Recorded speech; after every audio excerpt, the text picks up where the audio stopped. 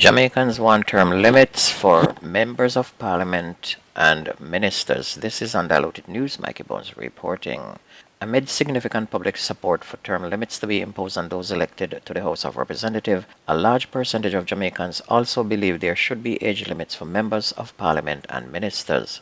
According to results of the latest RGR Gleaner done Anderson polls, 92% of respondents agree that age limits should be implemented for ministers and MPs. 6% said an age ceiling should not be imposed and 2% of respondents were uncertain. 61% of those interviewed said elected officials should retire at age 65, while 21% believed parliamentarians should exit the post at age 70. The results were split evenly at 6% among those who believe the retirement age should be either age 60, 75, or otherwise.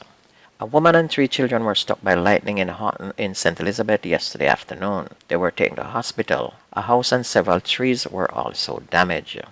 Meanwhile, the trial of Everton Beach's Stout MacDonald, the Portland businessman accused of killing his wife Tonya in 2020, failed to get off the ground in the Home Circuit Court yesterday morning due to the absence of 2 jurors.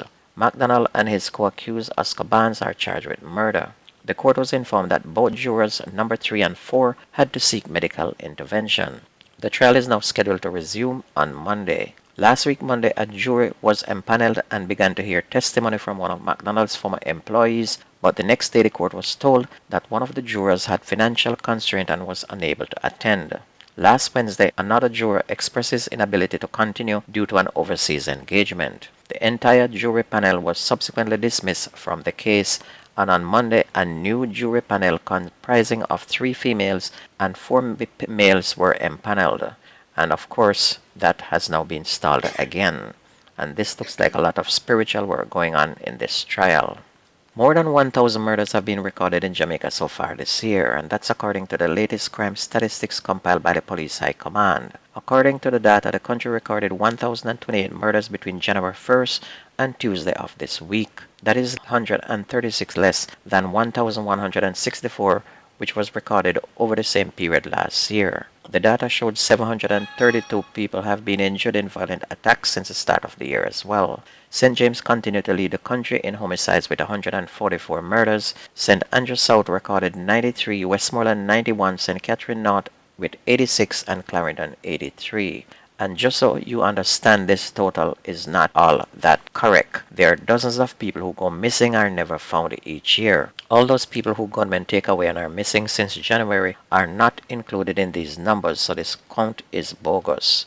And here is one who went missing, never to be found, and we only know of these stories because she's a very popular artist. Criminal investigators have revealed that the cell phone owned by Stephanie Medix Williams last pinged the cell tower in Linstead in St. Catherine not long after her disappearance, like a month ago. The police are following up on leads in Linstead, but there is no concrete proof of anything yet, and they are still trying to get information on the vehicle that came to pick her up from her apartment, but there is nothing yet, no leads, the police source said. And yesterday, September 28, marked the 5th week since the dancehall artist was reported missing to the authorities. Meanwhile, 2 men were reportedly shot and killed by the police in Spring Gardens in Westmoreland on Wednesday afternoon. The deceased men have been identified by relatives as 25-year-old Romario Dawkins and Dean Woolery, both from the community. According to the Zone 4 commander for the Little London and Negril Deputy Superintendent of Police, Sean J. Mitchell, the men died in a confrontation with lawmen. According to reports, there was a police operation in the area sometime after 12:30 p.m. and the operation resulted in a confrontation. And during that confrontation, the 2 men were shot and taken to hospital where they were pronounced dead. However, the family is saying something totally different, that there was no confrontation and the men had no guns. Dawkins' brother said that his brother has a limp and is no violence producer. He's not a gunman, no badness, nothing at all. The man foot broke up. He can't even run to do badness. One arm foot broke off, so he walked with a limp, the brother said of Dawkins. He said Dawkins was assisting his friend Dean Woolery, who was also shot and killed. They were transporting materials to build his house when the incident happened, and he's hoping to get justice for his brother. Dawkins' grandaunt Paulette Ball is also seeking answers. Ball said that she wants to know why her grandnephew was killed by the police. Balls has also refuted the claim from the police that there was a confrontation and that firearms were seized. It was no shootout at all, she said. And it seems to me as if the police were probably looking for 2 other men, and killed these two men by mistaken identity. A stolen firearm is reportedly at the center of the murders of two brothers and their cousins which occurred on Chisholm Avenue in St. Andrew on Saturday morning. Police and residents have revealed that three men who were shot dead by gunmen were being told to return or pay for a firearm which another family member had stolen almost 2 years ago. The men accused for stealing the weapon was killed a while back, but since then the men kept on requesting payment or the return of the gun from their family members. Gunmen posing as cops murdered the three men in the wee hours of the morning.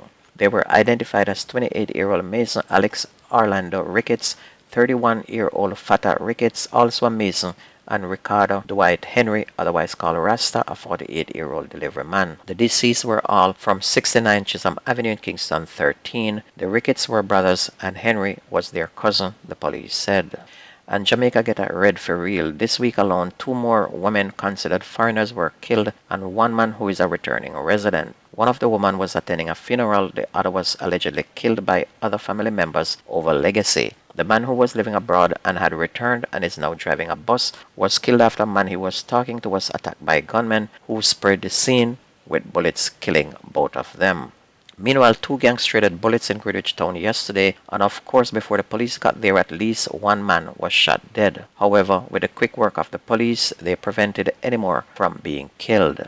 On to sports, the Costa Cup Manchester High in Thursday's resumption of their D-Cup match against Bel-Air, which was halted by rain on Wednesday. Campbell netted in the 73rd and the 81st minute to give Manchester a comfortable 4-1 victory. Elsewhere, Stets had a 9-0 win over Sydney Pagan in Santa Cruz to move to the top of the table in Zone E. Stets are now on 13 points, which is two more than second place Monroe College. In other matches, Mount St. Joseph had a 3-0 win over Cross Keys and Paul Bogle recorded a similar win over Yellas High.